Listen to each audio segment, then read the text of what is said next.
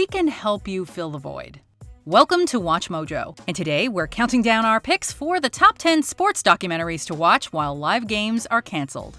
For this list, we're taking a look at the best sports documentaries to watch while live sports are on hiatus. However, we will only be considering feature-length docs and not shorts.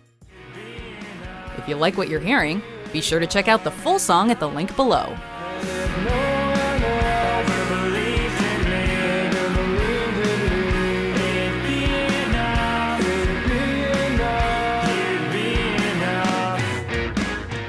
Number 10. Iverson. We sitting here, I'm supposed to be the franchise player, and we're in here talking about practice. During his playing days, you could always be sure that the spectacularly talented and outspoken Allen Iverson was worth the price of admission.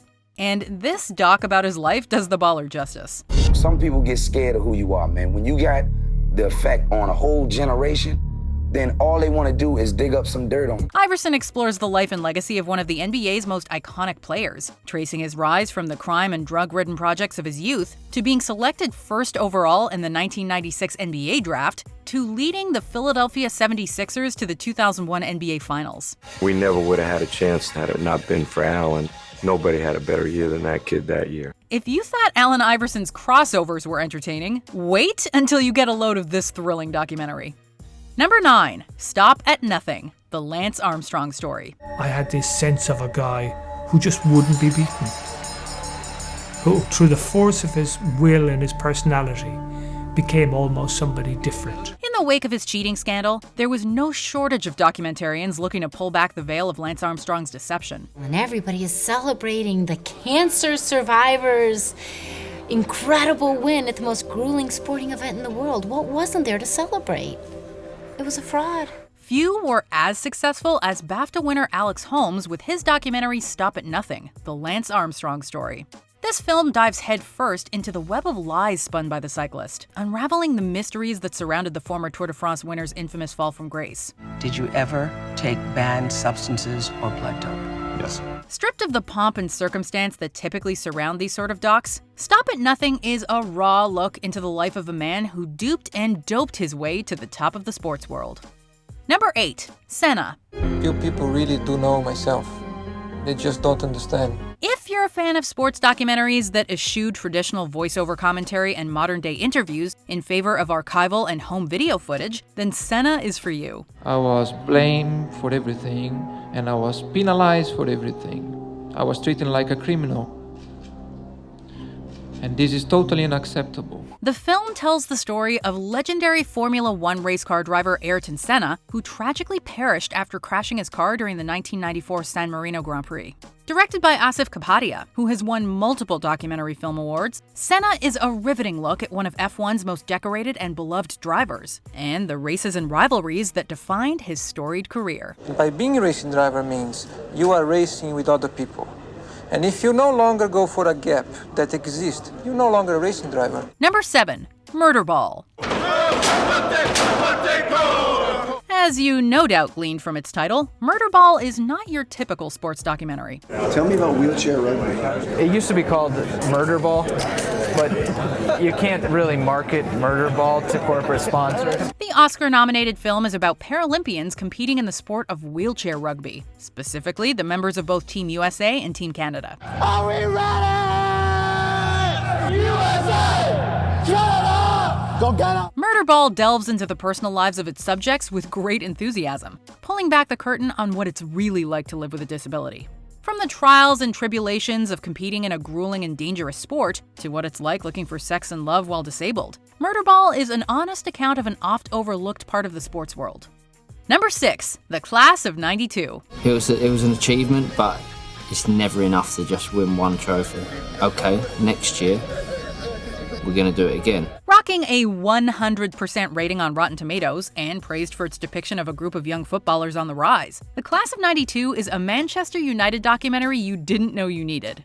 The film explores the careers of 6 legendary Man U players: David Beckham, Nicky Butt, Phil Neville, Gary Neville, Ryan Giggs, and Paul Scholes. Covering everything from their 1992 FA Youth Cup victory to their historic taking of the trophy in 1999. As soon as the final whistle went, it was relief, it was excitement, it was joy, it was everything, and I just went to my knees and just started sobbing. As any true football fan knows, you don't root for another club. So the fact that one critic said that the class of '92 is, quote, so entertaining even Liverpool fans will gobble it up, is proof that it's worthy of your attention. You always hope and think that things will happen again, but will there ever be a time where 6 lads who grew up from the age of 12, 13 come through and win a treble having supported the club? I'm not sure. Number 5, Pumping Iron. Featuring a couple of now very familiar faces in Arnold Schwarzenegger and Lou Ferrigno, Pumping Iron is about the competitive world of professional bodybuilding. Right, so always remember that you have to have a line. Yeah, so now it's a line. Shot in 1975, but only released 2 years later due to a lack of funds, the film follows Schwarzenegger's quest to win the Mr. Olympia competition for the 6th straight year. So when I came home with my trophy, obviously my parents were very proud of me and they said, well, my son, that's my son. Pumping Iron is more interested in the people populating the sport than it is with merely bulging biceps and swollen necks. The film was both a critical and commercial success, and majorly introduced Arnold Schwarzenegger to the movie-going public.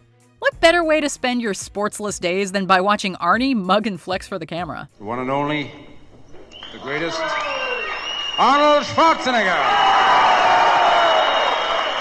Number 4, When We Were Kings. If you think the world was surprised when Nixon resigned, wait till I kick Fulham's behind. Widely regarded as one of the best documentaries of all time, When We Were Kings tells the story of the famous Rumble in the Jungle, the title given to the heavyweight boxing match between Muhammad Ali and George Foreman, which took place in what is now the Democratic Republic of the Congo. Boy, when I hear them brothers hollering like that, woo, I'm gonna get my soul and my spirit. 100,000 African brothers hollering Ali Boomaye, and I'm ooh. Loaded with raw historical footage and probing interviews, the film took director Leon Gast over 20 years to complete, and it shows in the best possible way. Winner of the 1996 Academy Award for Best Documentary, When We Were Kings will transport you to the golden age of heavyweight boxing and get you up close and personal with 2 of its most storied fighters. He was like a sleeping elephant. You can do whatever you want around a sleeping elephant. Whatever you want. But when he wakes up, he tramples everything. Number 3, Free Solo. You know that feeling you get when you stand on the edge of a really tall building? Well, prepare to have that feeling for the entirety of Free Solo. This epic piece of documentary filmmaking follows rock climber Alex Honnold's attempt to free solo El Capitan in Yosemite National Park. There's such a mental component to free soloing. The big challenge is controlling your mind, I guess. You're not controlling your fear, you're sort of just trying to step outside of it. Oh, you're not familiar with free soloing? It's nothing really. All it requires is that you climb some of the tallest and most sheer rock faces on Earth with no ropes, harnesses, or protective gear of any kind. One little slip, and you fall and die. Yeah, I mean, you seem to understand it well. Honnold is a quiet, humble man, but a badass nonetheless. And you'll have no problem investing a couple of hours once you see the kinds of climbs he regularly attempts. Free Solo's Oscar was well-deserved. That is way too gnarly. Oh my God, did it. Number 2, Icarus. Simply put, Brian Fogel's Academy Award-winning documentary Icarus will shock you to your core. Brian, we are playing the most dangerous game in the history of sport. There, we said it. Fogel's original plan was to dive deep into the seedy underworld of illegal sports doping, but he instead specifically uncovered one of the most infamous scandals the sports world has ever seen.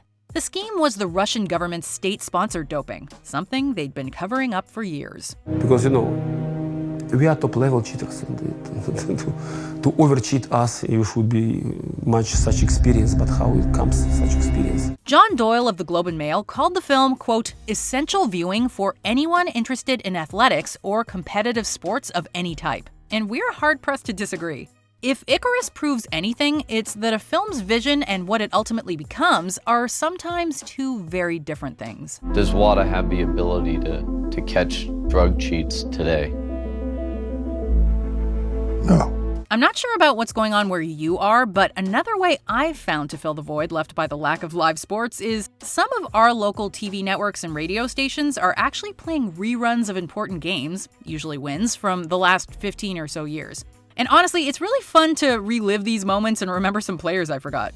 But as for documentaries, there is one that stands above the rest. So let's look at the honorable mentions, and then we'll find out what that is. Whatever they throw at us, we throw back harder. They tackle harder, we tackle harder. They strike harder, we strike harder. When you're a kid, you just do, you just act. And then somewhere along the line, everyone loses that. I'm very realistic about wrestling in the United States, that Japan would be the place for me to go. Because in Japan, they still appreciate the sport side of it. We go to the scorecards. In favor of your winner by unanimous decision, and the new WBA lightweight champion of the world, Taylor. You know, what made the team work was because it was independent. What made the team work was because he had these quirky guys. But at the bottom of it, it was baseball. Before we continue, be sure to subscribe to our channel and ring the bell to get notified about our latest videos. You have the option to be notified for occasional videos or all of them. If you're on your phone, make sure you go into your settings and switch on notifications. Number 1. Hoop Dreams. I will bet you a steak dinner. In 4 years, you'll be hearing from him. I don't even know anything about him. This deeply moving doc is the story of 2 American high school basketball players in Chicago who aspire to one day play in the NBA. However, the film is truly about so much more than just basketball. You've been barely getting by all along. Now you're going to have to do better than that if you want to go to Alabama or any other school. In truth, it's a complex examination of race, class, and the economic divide that existed and continues to exist in the United States. Filmed over a period of 5 years, the film was both a critical and commercial success, topping Roger Ebert's list of the best films of 1994. You owe it to yourself as a sports fan not to miss this one. That's why when somebody say, man, you know, when you get to the NBA, don't forget about me and all that stuff, I should say to them, well, if I don't make it, but you don't forget about me. Do you agree with our picks? Let us know in the comments. And hey, if you're a fan of the song playing right now, be sure to check out the music video for it right here.